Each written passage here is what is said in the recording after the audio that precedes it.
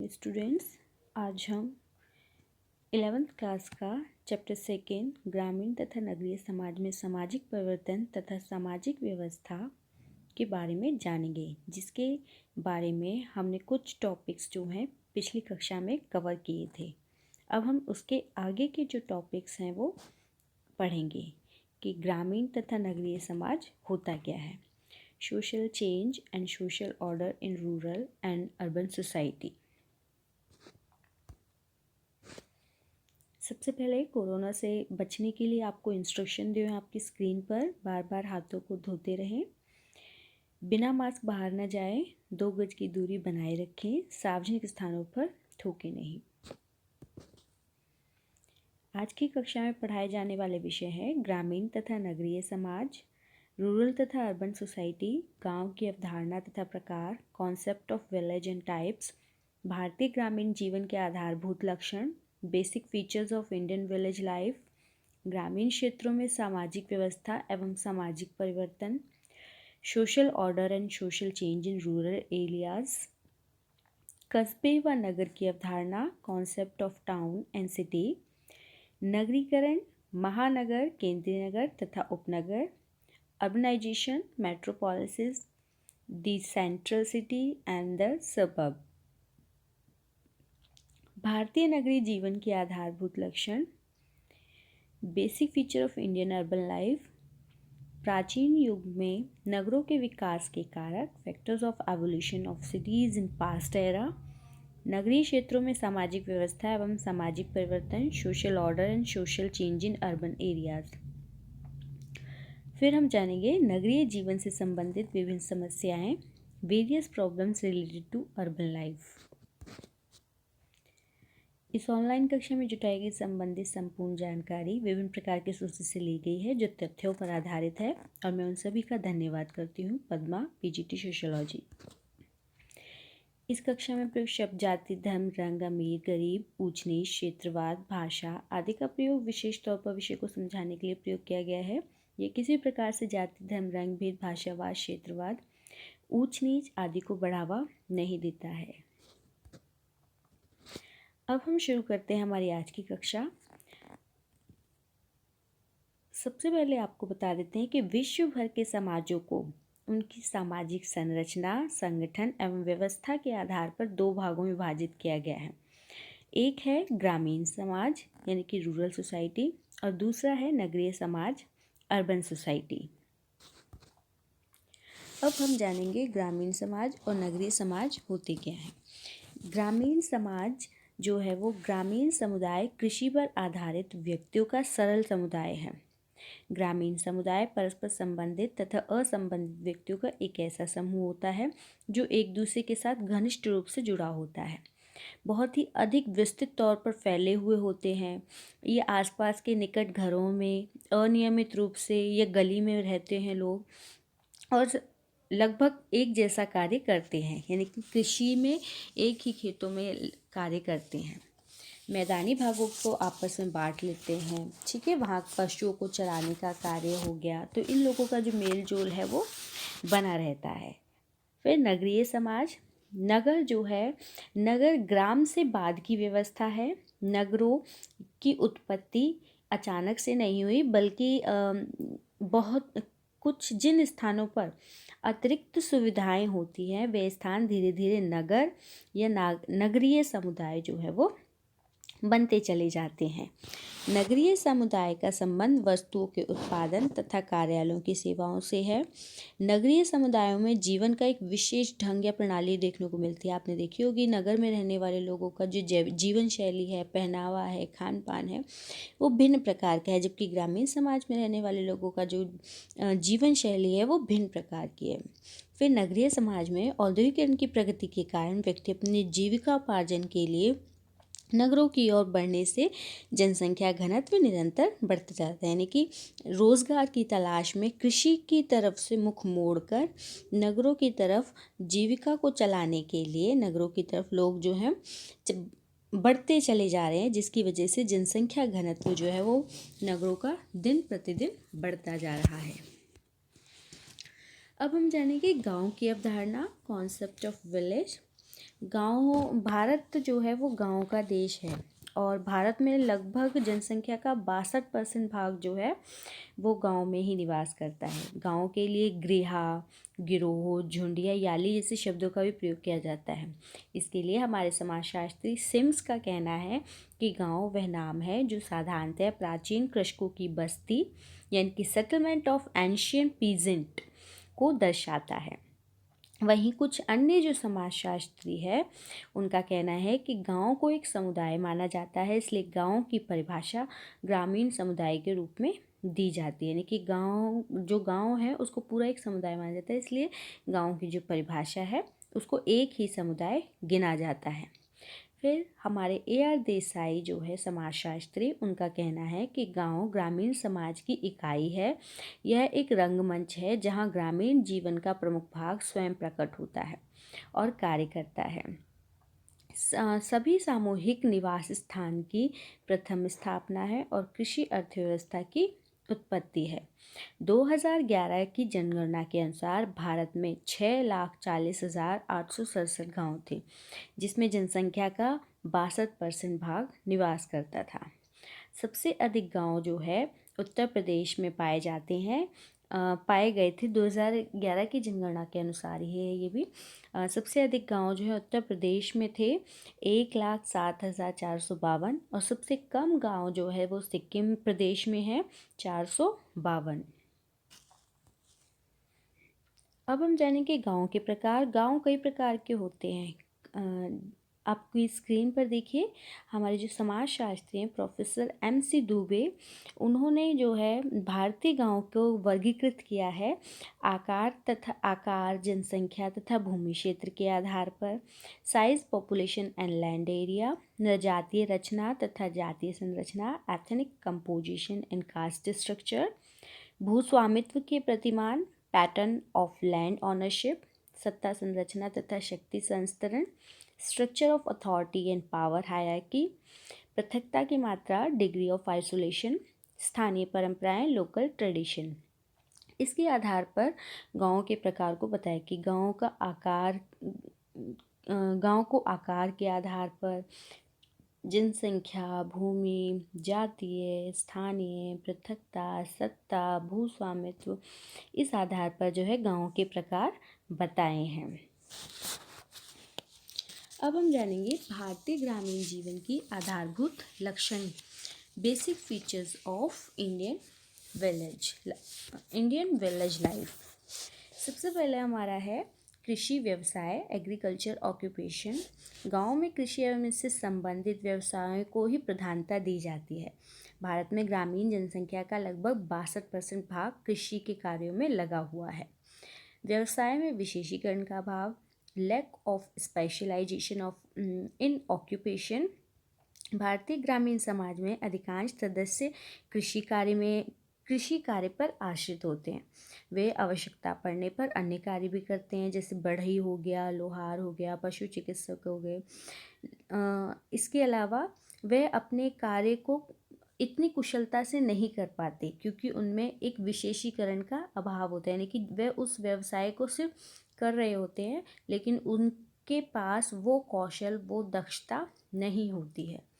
फिर संयुक्त परिवार की प्रधानता, आर्थिक उत्पादन जो है वो इकाई कृषि है तथा कृषि के व्यवसाय के लिए अधिक से अधिक व्यक्तियों की आवश्यकता होती है।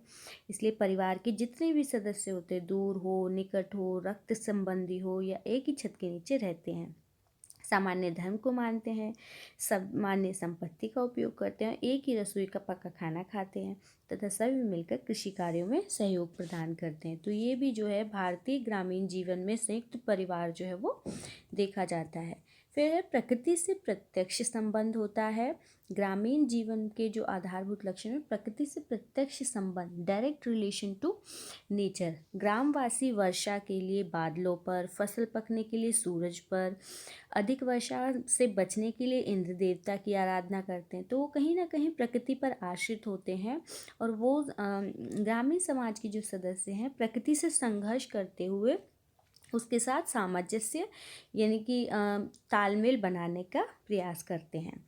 फिर जनसंख्या का कम घनत्व होता है ग्रामीण क्षेत्र में, लेस डेंसिटी ऑफ पॉपुलेशन। ग्रामीण समाज का क्षेत्र तो खेतों के कारण बहुत फैला हुआ होता है, लेकिन जो जनसंख्या का घनत्व होता है बहुत ही कम होता है।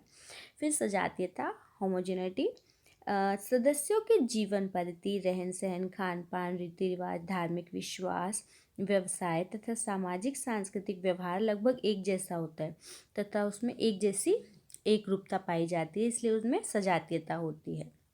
जाति व्यवस्था का महत्व होता है ग्रामीण क्षेत्र में। आपने देखा भी होगा कि ग्रामों में, गाँव में जब हम जाते हैं तो वहाँ जाति व्यवस्था बहुत ही महत्वपूर्ण होती है। Importance of caste system. व्यावसायिक, सामाजिक, आर्थिक एवं धार्मिक के क्षेत्रों में कहीं ना कहीं आज के समय में भी 21st सेंचुरी में भी जातिगत नियमों का पालन होता है। फिर सामाजिक गतिशीलता का भाव, लैक ऑफ सोशल मोबिलिटी।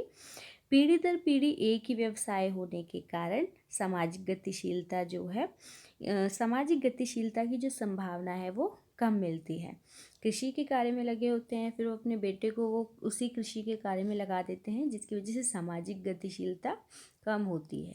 धार्मिक विचारों की प्रधानता, प्रीपोनेंस ऑफ रिलीजियस आइडियाज़। भारतीय ग्रामीण जीवन में धार्मिक रीति रिवाजों की अधिक प्रधानता दिखाई देती है। सदस्यों का अधिकांश व्यवहार एवं कार्य धार्मिक विश्वासों के अनुसार ही होता है। वो धार्मिक, देवी देवता, इन चीज़ों पर ज़्यादा विश्वास करते हैं। फिर अधिक स्थायी जीवन, मोर स्टेबल लाइफ। ऑब्वियसली जब खेती करना है तो फसल उगने, बीज डालने से लेके फसल उगने, कटाई, ठीक है, उसमें बहुत समय लग जाता है, तो वो जो जीवन जीते हैं वो एक स्थायी जीवन जीते हैं। परंपरागत आदर्शों, अंधविश्वासों व धर्म कोई भी प्रधानता के कारण जो है सामाजिक प्रभाव जो है उन पर कम पड़ता है और कोई बदलाव नहीं आते हैं, तो वो एक स्थायी जीवन जीते हैं। फिर भाग्यवादिता एवं अशिक्षा, फैटलिज्म एंड इलिटरेसी। शारीरिक श्रम को वो लोग जो है कम महत्वता देते हैं।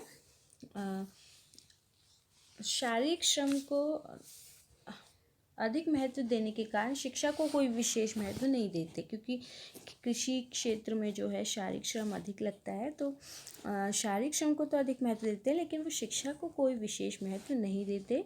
शिक्षा की कमी के कारण वो लोग जो है भाग्य पर आधारित होते हैं, वो भाग्यवादिता को अधिक महत्व देते हैं। फिर नारी की निम्न स्थिति, लो स्टेटस ऑफ वुमेन। अशिक्षा, आर्थिक एवं सामाजिक स्वतंत्रता के अभाव आदि के कारण स्त्रियों की जो स्थिति है भारतीय ग्रामीण समाज में सदैव ही निम्न रही है। वे घर की चार दीवारी में काम करती है या फिर उत्पादन के कार्य में योगदान देती है। उनकी स्थिति एक दास के बराबर मानी जाती है।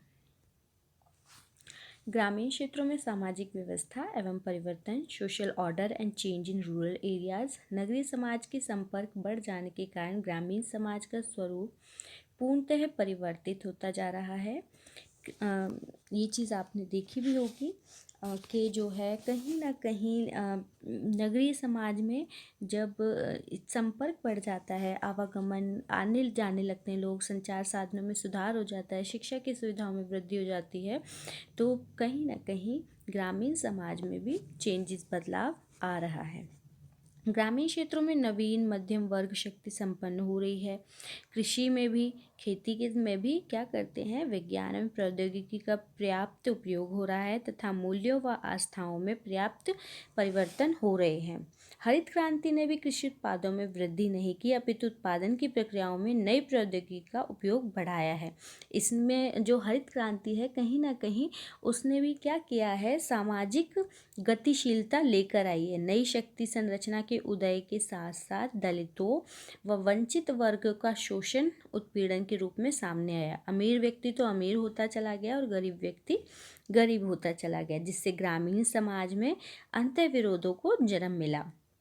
हरित क्रांति ने क्या किया, हरित क्रांति के मूलतः मध्य वर्ग किसानों की देन थी, जिसमें उत्तर भारत की जो प्रभु जाति थी, उत्तर भारत की प्रभु जाति मैंने आपको पहले भी बताया था, उत्तर भारत की प्रभु जाति जाटों, कुर्मियों, यादवों में, गुजरात में कुंभियों, पटेलों तथा पटीदारों ने, महाराष्ट्र में मराठों ने, आंध्र प्रदेश में रेड्डियों तथा राजूओं ने, तमिलनाडु में वनियारों और नडारों आदि ने हरित क्रांति का नेतृत्व किया। तो उनके हाथ में कहीं ना कहीं ग्रामीण अर्थव्यवस्था और राजनीतिक सत्ता आ गई।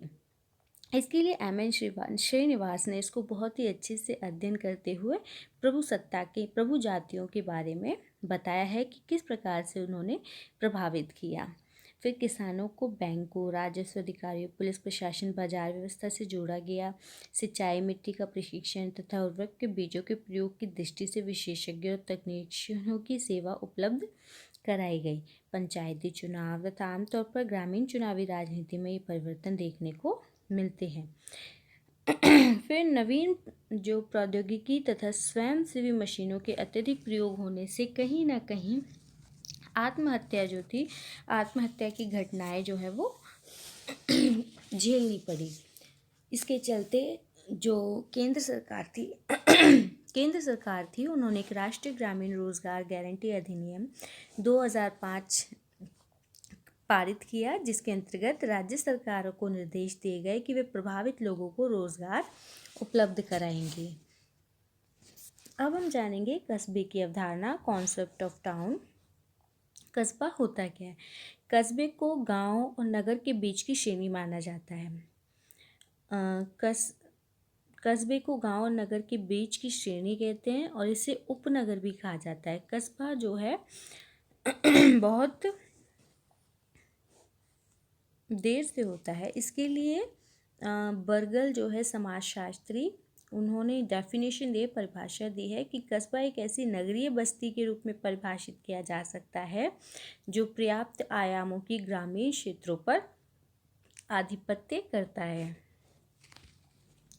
सरल शब्दों में कहें तो कस्बा मानवीय स्थापना का वह स्वरूप है जो अपने जीवन क्रम एवं क्रियाओं में ग्रामीणता और नगरीयता दोनों प्रकार के तत्वों को अंतर्निहित करता है, यानी कि उनमें ग्रामीण और नगरीय दोनों प्रकार के तत्व जो हैं वो पाए जाते हैं। अब हम कस्बे को किस प्रकार से पहचाने कि वह कस्बा है या नगर है। सबसे पहले मैं बता देती हूँ, कस्बा जो होता है वो बहुउद्देशीय होता है। कस्बों में बैंक, बीमा कंपनियों के कार्यालय, आवागमन के साधन तथा स्वास्थ्य सुविधाएं गांव की तुलना में अधिक होती है। कस्बा प्रशासनिक तथा राजनीतिक कार्यों को भी संपादित करता है। वे सभी स्थान जहां नगर पालिका, कैंट बोर्ड या अधिसूचित नगर क्षेत्र है वो कस्बा कहलाता है। और कम से कम 5,000 की आबादी होनी चाहिए, तब वह जो है कस्बा कहलाएगा। कार्यरत पुरुष जनसंख्या का 3/4 भाग गैर कृषि व्यवसाय में, यानी कि वो कृषि ना करता हो, 3/4 भाग जो है जनसंख्या का वो कृषि ना करता हो, तब वह स्थान जो है वो कस्बा कहलाएगी। और प्रति वर्ग मील 400 व्यक्तियों का घनत्व जो है वहाँ पर होना चाहिए। अब है नगरों की अवधारणा, कॉन्सेप्ट ऑफ सिटी। नगरों का अभिप्राय एक बड़ा और स्थायी मानवीय बसावट से है। नगर में चहल पहल, भीड़ भाड़ ये सब देखने को मिलती है। नगर एक ऐसी केंद्रीकृत बस्तियों के समूह से है जिसमें सुव्यवस्थित केंद्रीय व्यापार क्षेत्र, प्रशासनिक इकाई, आवागमन के विकसित साधन तथा अन्य नगरीय सुविधाएं उपलब्ध होती हैं। अब नगर को हम कैसे पहचान सकते हैं कि नगर जो है ये नगर है, या इसको किस तरीके से हम पहचान सकते हैं। तो नगर के निर्धारण की कसौटियाँ हैं, एक बड़ा और स्थानीय मानवीय बसावट, फिर चहल पहल, भीड़ भाड़, अत्यधिक मात्रा में यातायात और संदेश वाहन के साधनों का जाल बिछा होता है। नगर व्यावसायिक, वाणिज्य और मनोरंजन के केंद्र होते हैं। शिक्षा, धर्म, व्यवसाय, अनेक ऐसी संस्थाएं वहाँ पर होती हैं। अनेक विद्वानों ने नगर की परिभाषा जो है वो जनसंख्या के आकार तथा घनत्व को सामने रखकर देने का प्रयास किया है। नगरीय क्षेत्रों में मुख्य रूप से बस्तियों के समूह पाए जाते हैं जो गैर कृषि व्यवसाय में, यानी कि कृषि के कार्यों में नहीं लगे होते। अतः नगरीय शब्द का प्रयोग कस्बे, नगर, उपनगर, महानगर, विश्वनगर आदि शब्दों के स्थान पर किया जाता है। जिस भारत में सबसे अधिक जनसंख्या वाले नगरों को महानगर कहा जाता है। और भारत में सबसे अधिक की जगह यहाँ पर आपको मैं बता देती हूँ कि 10 लाख से अधिक जनसंख्या वाले जो नगर होंगे उनको महानगर कहा जाएगा। जिस नगर की जनसंख्या 50 लाख से अधिक होती है उसे विराट नगर कहा जाता है। विराट नगर के कुछ एग्जाम्पल आपको दिए हुए हैं, मुंबई, दिल्ली, बेंगलोर, हैदराबाद, अहमदाबाद आदि। अब हम जानेंगे नगरीकरण, अर्बनाइजेशन।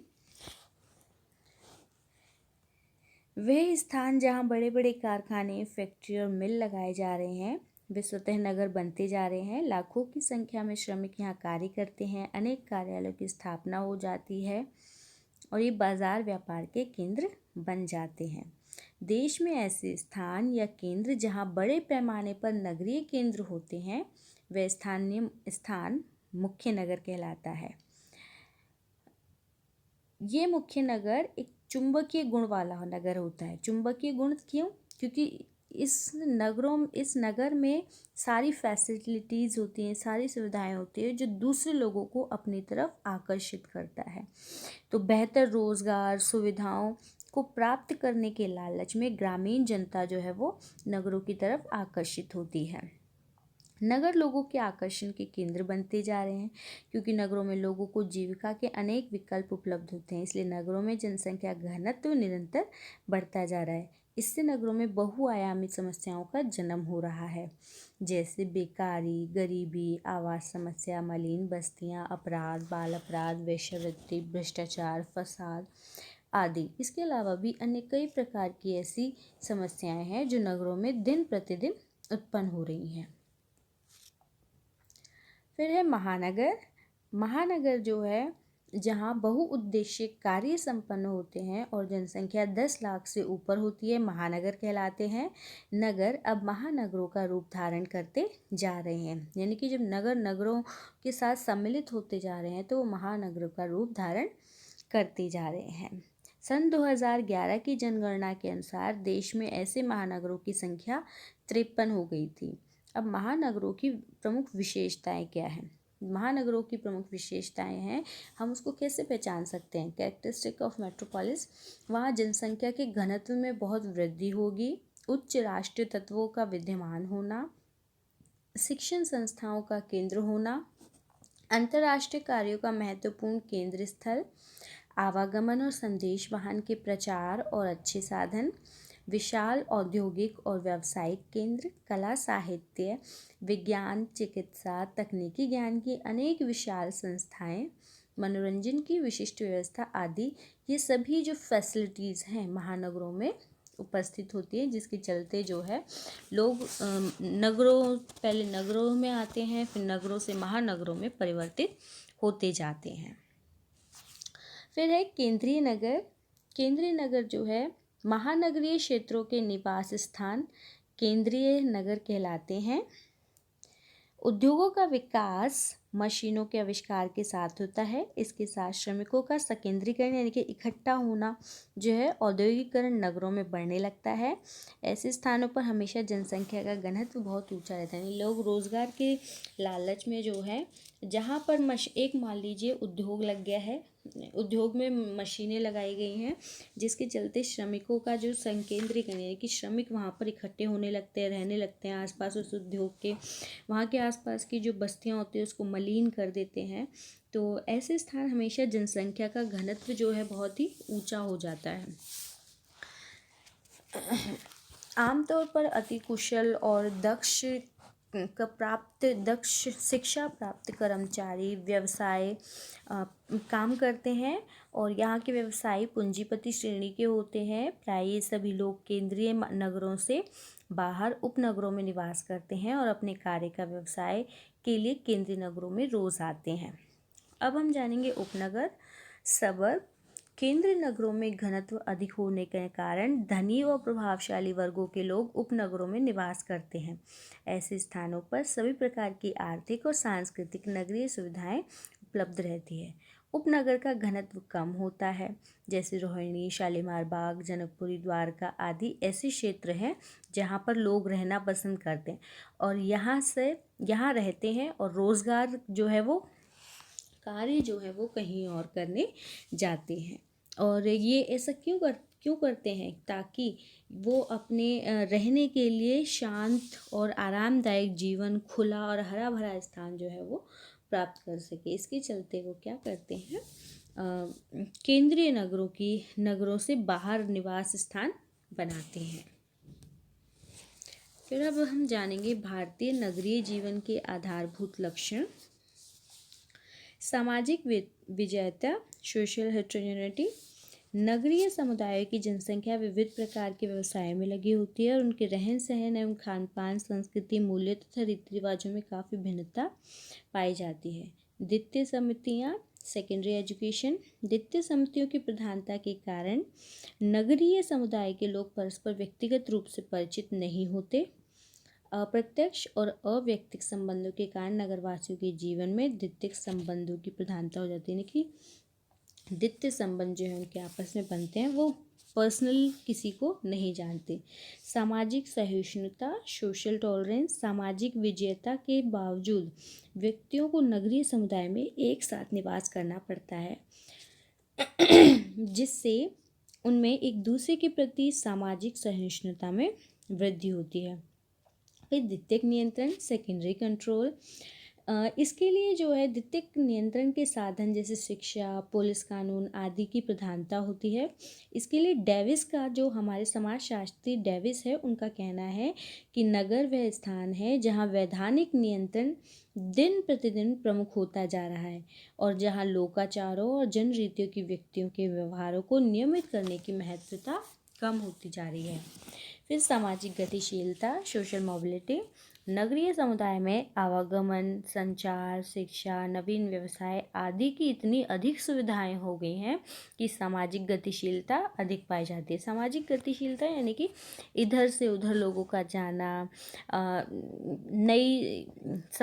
नई न्यूज़ को जानना, नए समाचार को जानना, शिक्षा, फिर नए व्यवसाय की तलाश में इधर उधर जाना, तो ये सामाजिक गतिशीलता जो है वो बढ़ गई है। ऐच्छिक सहचार्य, वॉलेंट्री एसोसिएशन। विभिन्नता होने के बावजूद व्यक्ति को समान हितों वाले व्यक्ति सदैव मिल जाते हैं। इससे वो क्या करते हैं, शहरों में भी ऐच्छिक संगठनों का विकास कर लेते हैं।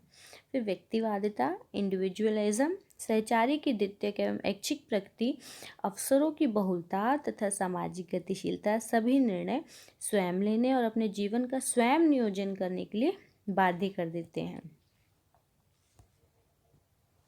फिर प्राचीन युगों में नगरों के विकास के कारक, factors of evolution of cities in past era. सबसे पहले हमारा अनुकूल भौगोलिक सुविधाएं। भौगोलिक सुविधाओं के कारण व्यक्ति ऐसे स्थानों पर बस गया था। भारत में मध्यकाल में आसाम का बहुत बड़ा व्यापार केंद्र तेजपुर ब्रह्मपुत्र नदी के किनारे बसा हुआ था। इसी प्रकार उत्तरी केरल में अरब सागर के किनारे बसा कोझिकोडे, जिसका पुराना नाम कालीकट है, प्रसिद्ध व्यापार केंद्र है। देखिए, ध्यान से सुनिए कि जो प्रसिद्ध व्यापार केंद्र है वो कोझिकोडे उत्तरी केरल के पास बसा हुआ है। ऐसे ही आसाम का जो व्यापार केंद्र तेजपुर है वो ब्रह्मपुत्र नदी के किनारे बसा हुआ है। फिर है कृषि सुविधाएं। कृषि के लिए अच्छी और उपजाऊ भूमि, सिंचाई की सुविधाएं, अनुकूल मौसम जिस स्थान पर भी व्यक्ति को उपलब्ध हुए वहाँ नगर बसा दिए गए। जैसे कि एग्जाम्पल के लिए उत्तर प्रदेश, हरियाणा, मध्य प्रदेश, महाराष्ट्र आदि में अनेक नगर देखे जा सकते हैं। आवागमन की सुविधाएं। प्राचीन काल में आवागमन की सुविधाएं नहीं थी। सामान्यतः लोग किससे जाते थे, नदियों के द्वारा यहाँ वहाँ जाते थे और ज़्यादातर लोग नदियों के किनारे ही बस जाते थे, तो अधिकतर नगर नदियों के किनारे भी देखे गए थे।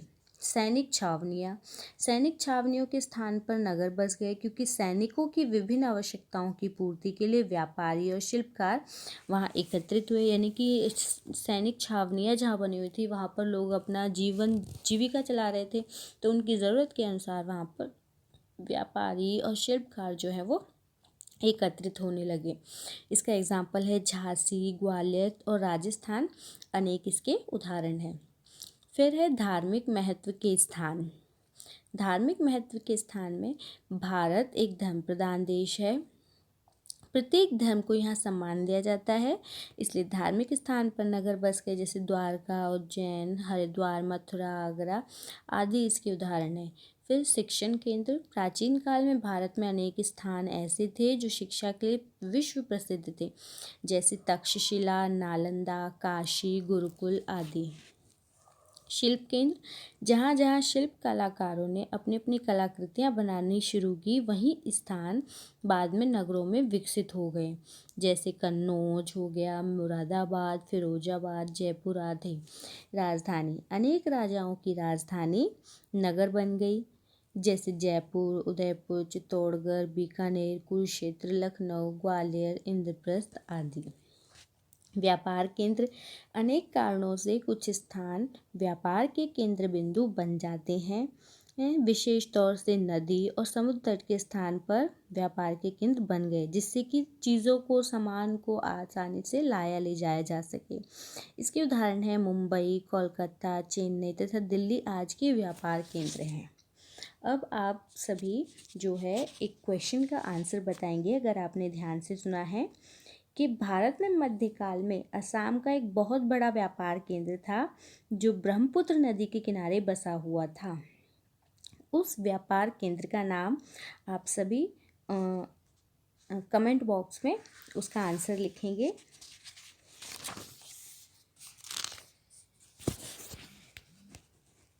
अगला है हमारा नगरीय क्षेत्रों में सामाजिक व्यवस्था एवं परिवर्तन, social order and change in urban areas. Harappa और मोहनजोदड़ो की नगरीय सभ्यता और संस्कृति ये बताती है कि भारत में ईसा पूर्व ही नगरों की स्थापना हो चुकी थी, और विद्वान भी इस तर्क से सहमत होते हैं। हड़प्पा संस्कृति एक मौलिक संस्कृति थी और इसके निर्माता द्रविड़ थे। द्रविड़ों को नगरीय सभ्यता के विकास का जनक कहा जाता है। पहली शताब्दी के मध्य में ही भारत के नगरों का विकास तेजी से होने लगा। सबसे बड़ा नगर पाटलिपुत्र था। वह गंगा के तट के साथ कई किलोमीटर तक फैला हुआ था। नगरीय जीवन जटिलता जो है, जटिलता का प्रति नगरीय जीवन बहुत ही जटिल माना जाता है। आपको पता ही है, शुरू से मैंने आपको बताया था कि ग्रामीण समाज हमारा सरल समाज है और नगरीय समाज हमारा जटिल समाज है। आधुनिक युग में नगरवाद यानी कि अर्बनिज्म व्यक्ति की जीवन पद्धति की एक शैली बन गई है। प्रौद्योगिकी के विकास ने औद्योगिकरण की प्रक्रिया को इतना तेज कर दिया कि 18वीं 19वीं शताब्दी के दौरान औद्योगिक नगरों का विकास बड़ी ही तेज गति से हुआ। कृषि का क्षेत्र भी इससे अछूता नहीं रहा। कृषि के क्षेत्र में विभिन्न प्रकार के यंत्र उत्पादन करने के लिए अच्छी अच्छी किस्मों की जो चीज़ें थी वो प्रयोग की जाने लगी, ताकि जनता को खाद्यान्नों की आपूर्ति संभव हो सके। प्रौद्योगिक बदलाव के कारण नगरों के निर्माण की रफ्तार तेजी हुई। नई प्रौद्योगिकी विकास के परिणाम स्वरूप जो परंपरागत परिवार आधारित उद्योग धंधे थे वो बड़ी बड़ी फैक्ट्रियों व कारखानों में बदल गए।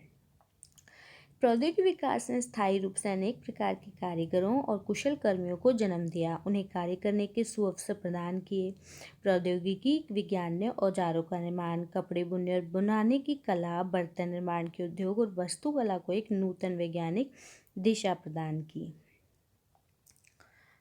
आवागमन के साधनों की नगरों के निर्माण में महत्वपूर्ण भूमिका रही। सार्वजनिक स्वास्थ्य सेवाओं में सुधार, नगरों में ड्रेनेज, मल निकासी व्यवस्था, नगरों में स्वास्थ्य सेवाएं विस्तार से मृत्यु दर में कहीं ना कहीं कमी आ गई। लोगों में व्यक्तिगत स्वतंत्रता देखने को मिली, जैसे नगरों में धनी वर्ग के लोग, कलाकार, लेखक, प्रशासनिक, इस प्रकार के लोग जो है वो ज़िंदगी गुजारने लगे। नगरों में यातायात और दूरसंचार के साधनों की प्रचुरता दिखने लगी, यानी कि जैसे कि आपने अभी भी देखा होगा नगरों में नगर परिवहन, जैसे दिल्ली में डीटीसी, मुंबई में बेस्ट बसों में सस्ता किराया तथा सुरक्षित यात्रा होने से लोगों का जो आवागमन बढ़ गया है। दिल्ली में मेट्रो रेल के आगमन से तो दिल्ली वासियों को बहुत ही सुविधाजनक कर दिया है। अब अगर आपने ध्यान से सुना है तो आप इस क्वेश्चन का आंसर देंगे कि पहली शताब्दी के मध्य भारत में नगरों का विकास बहुत तेज गति से होने लगा। सबसे बड़ा नगर कौन सा था जो गंगा के तट के साथ बहुत दूरी तक फैला हुआ था? सबसे बड़ा नगर कौन सा था जो गंगा के तट पर फैला हुआ था? आप सभी कमेंट बॉक्स में इन 2 क्वेश्चंस का आंसर जो है वो लिखेंगे। अब हम आगे चलते हैं। नगरीय जीवन से संबंधित विभिन्न समस्याएं, जैसा कि आपकी स्क्रीन पर दिखाया गया, अति जनसंख्या घनत्व, हाई पॉपुलेशन डेंसिटी। जब हमें जनसंख्या घनत्व निकालना होता है तो कुल जनसंख्या, कुल क्षेत्रफल अपॉन में कुल जनसंख्या, तो अति जनसंख्या घनत्व समस्या नगरों और कस्बों की एक बहुत बड़ी समस्या है, जो कि अन्य समस्याओं को भी जन्म देती है। जनसंख्या घनत्व के कारण सभी लोगों को आवास उपलब्ध नहीं कराया जा सकता, सबकी मूलभूत जो आवश्यकता है वो पूर्ण नहीं की जा सकती, परिवहन की व्यवस्था चरमरा जाती है। फलस्वरूप मलिन बस्तियों का विकास हो जाता है। मलिन बस्तियों का वातावरण बहुत अस्वस्थकर होता है। वो गंदगी, प्रदूषण, अनैतिकता ये चरम सीमा पर दिखाई देने लगती है। और आजकल मलिन बस्तियां जाति, प्रजाति, धर्म के आधार पर बंटने लगी हैं और सांप्रदायिक तनाव बढ़ाने के साथ साथ देश की शांति और अखंडता को भी खतरे में डाल रही है। वोट और तुष्टीकरण की नीति ने इन्हें बढ़ावा दे रही है। फिर है बढ़ती आवासीय समस्या। जब जनसंख्या का घनत्व बढ़ेगा, अभी आपको बताया मैंने कि जब जनसंख्या का घनत्व बढ़ेगा तो आवासीय समस्या होना जायज़ है। नगरों में जनसंख्या घनत्व हो जाने से ज़मीन की कमी हो गई है। सबको उपयुक्त और स्वस्थकर जो आवासीय सुविधाएं हैं वो उपलब्ध नहीं कराई जा सकती। गरीब लोग घर के विहीन हो जाते हैं। कहीं जगह ना मिलने पर वे गलियों, फुटपाथों, पुलों, बाज़ारों में दुकानों की पटरियों पर रात गुजारते हैं। सरकारी भाषा में मलिन बस्ती वह है जहाँ दीवार से दीवार जुड़ी झोपड़पट्टियाँ होती हैं, जो कच्चे पक्के इमारती सामान, प्लास्टिक, सीट और कार्डबोर्ड से बनी होती है और वहाँ स्वच्छता, पानी, बिजली जैसी नागरिक सुविधाओं का सदा अभाव रहता है। यहाँ सामाजिक नियंत्रण की कमी होने से आपराधिक जो गतिविधियाँ हैं वो बढ़ जाती हैं। फिर है नगरीय यातायात व्यवस्था और प्रदूषण। नगरीय यातायात नगरों में अधिकतर लोग भौगोलिक प्रतिष्ठानों, मंडियों, व्यावसायिक केंद्रों और अपने कार्यस्थलों पर आने के लिए विभिन्न प्रकार के यातायात साधनों का प्रयोग करते हैं। उनमें उनके निजी वाहन भी सम्मिलित होते हैं। वाहनों की अधिकता से नगरों की सड़कों पर प्राय जाम की स्थिति पाई जाती है। वाहनों और उद्योगों से निकलने वाले विषैले धुएं जो है वो कहीं ना कहीं हमारा जो एनवायरनमेंट है, पर्यावरण को प्रदूषित करते हैं, जो नगरीय जीवन के लिए एक बहुत बड़ा अभिशाप है। जीवन शैली और आर्थिक स्तर में भारी अंतर। नगरीय जीवन की ये एक दूसरी बड़ी समस्या है कि नगरों में कुछ लोगों की आर्थिक स्थिति इतनी अच्छी है, पूरी विलासिता से भरी हुई है। वो जो खरीदना चाहते हैं, पालतू कुत्ते भी रखते हैं, मखमली गद्दों पर सोते हैं, एयर कंडीशनर की हवा खाते हैं, मतलब जो चीज़ खरीदना चाहते हैं वो खरीद सकते हैं और विलासिता की ज़िंदगी जीते हैं। वहीं दूसरी ओर ऐसे निर्धन और अभावग्रस्त लोग हैं जिन्हें दिन रात मेहनत करने के बाद भी भरपेट भोजन नसीब नहीं होता है और उनके बच्चे दूध और संतुलित भोजन के अभाव में कुपोषण के शिकार होते हैं। ये है नगरीय जीवन का असली चेहरा। जीवन स्तर में इतना भारी अंतर होना समाज में असंतोष फैलाता है और व्यक्ति शासन व्यवस्था के विरुद्ध विरोधी रवैया अपनाने लगता है। फलस्वरूप समाज में अपराधवाद या नक्सलवाद पनपना शुरू हो जाता है। आज की कक्षा में आपको समझाए गए विषय मैं आशा करती हूँ समझ में आए होंगे। अगर आप सभी को ये विषय जो समझाए गए हैं आज की कक्षा में अगर समझ में आए गए हों तो सभी बच्चे थंब स्टिकर के थ्रू अपना फीडबैक दें ताकि मुझे पता चले आपको समझ में आ रहा है या नहीं। आज की कक्षा में दिया जाने वाला ये कुछ आज की कक्षा में जो मैंने विषय समझाए हैं उसमें से ही कुछ संबंधित प्रश्न हैं जो आप अपनी नोटबुक में करेंगे। इनके क्वेश्चन मैंने दिए हुए, इनके आंसर्स आप ढूंढेंगे और अपनी नोटबुक में करेंगे। आज की कक्षा के लिए थैंक यू, धन्यवाद।